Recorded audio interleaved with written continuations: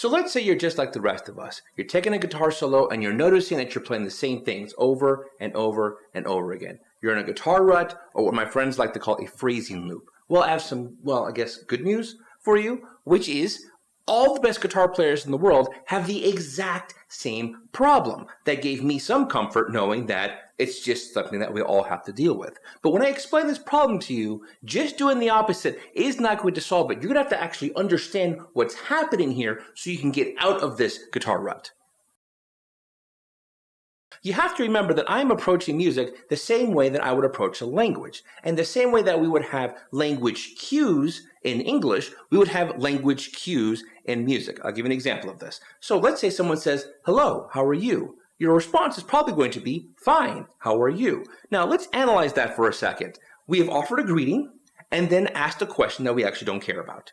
Then the other person has lied to us and then asked a question that they don't care about. Now, is this a critique on language? No, but a lot of us are responding and not even noticing that we're doing that. And the same thing's happening with our licks. We are starting off the solos the same way, and therefore we're going to keep following that solo the same way, the exact same way that we're following language. "Hi, I'm fine. How are you?" "Fine. You?" "Fine. You?" "Fine." No, you should get into a loop. So we're going to have to try to introduce things to break this loop so that way we could stop just going off of cues.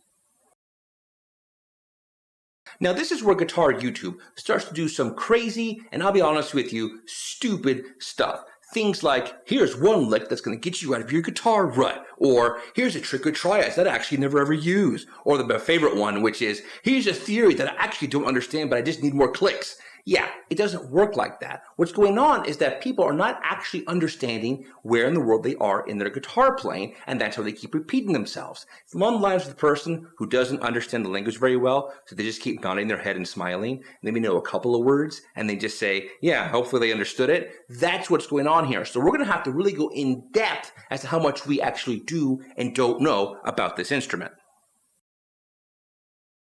Since most of us are using pentatonics while we're playing guitar, I'm going to actually ask you a question that you're probably going to lie to yourself about, which is, how well do you know your pentatonics? Whether it be through caged, 3 notes per string, or the octave systematic approach, whichever system that you're trying to use, how well do you actually know it? A lot of us, when we hear that we're in a particular key, move to our favorite pattern and then sit there. And then we go to our second favorite pattern and then sit there. And then we wonder why in the world we keep playing the same thing over and over and over again. It's because you are sticking to your comfortable places. Are you actually comfortable with all 5 positions of caged? Are you familiar with all 7 patterns of 3 notes per string? Are you familiar with all 6 patterns of osa to the point where it doesn't matter to you which pattern that you're in? Another thing we like to do is we like to start in our favorite keys. So for example, we all want to be in G or E minor. Well, if you keep playing in G and E minor, you're going to keep playing the same things over and over and over again because you're starting in the exact same spots. Okay, but there's another one. We keep starting on beat 1. If you keep starting on beat 1, all those beats that you're emphasizing will keep getting emphasized in that particular way. You're going to have to break where you are comfortable. Now, there's an easy way of doing this. If you are uncomfortable, that's where you should be practicing in terms of patterns. If you aren't used to starting on beat 2, start practicing beat 2. If you're not comfortable with being in flat keys, start practicing flat keys. Not that wild, but that doesn't solve all of our problems just yet. So let's say we have all 12 keys down in caged, 3 notes per string, and in osa, no problem. Well, now our bag of tricks has started to turn into a sack of tricks, which is fantastic, but we want to increase it and go even further. Well, what starts to happen is we have to start analyzing where we are starting our licks and where we are ending our licks. So here's an example. If I'm starting a lick on beat 1, I am very, very stable. If I am ending a lick on beat 1, I am still extremely stable. If I end on a passing tone, now I'm unstable. If I start on a passing tone, I'm unstable. Now, why would that matter? It gives my solo more fluidity. It also makes me not do the same thing over and over and over again, because if I keep starting on 1, I'm going to keep playing the same licks. But now if I start on 3, oh, that's a different type of stability. Let's say I start on 2 and I'm in a major pentatonic. Now I'm not stable at all. I am now given my chance to set up new ideas because I'm starting and ending in different places. However, that doesn't solve all of our problems just yet.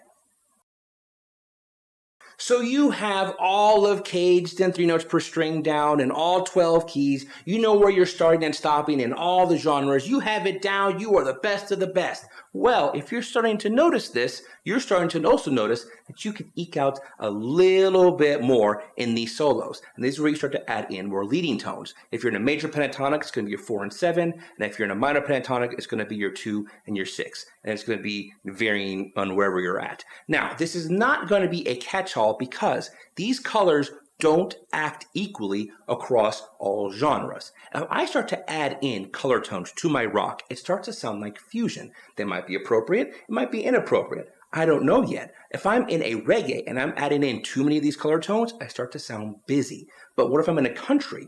Well, we don't know what to do yet. You're going to have to see how these react, and it's going to give you options. But now, let's do some math.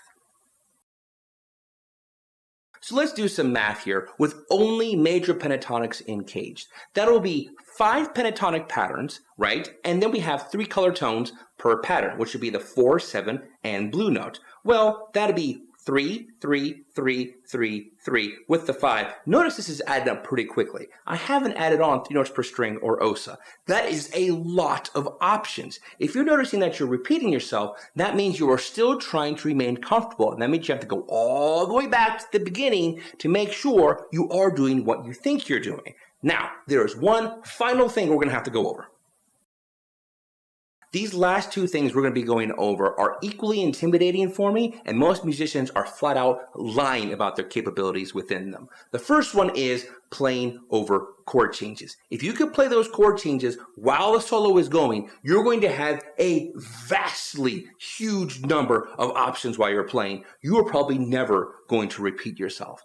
But that's going to require you to think extremely quickly of all those options and then play them. And that is really hard. And the other one is ear training. Can you even tell what it is that you're doing, or are you just randomly playing stuff? Can you play the things that are in your head? Those are equally difficult because you're going to have to identify, process, and then play all of them on the fly. Well, if you could do that, my hat's off to you.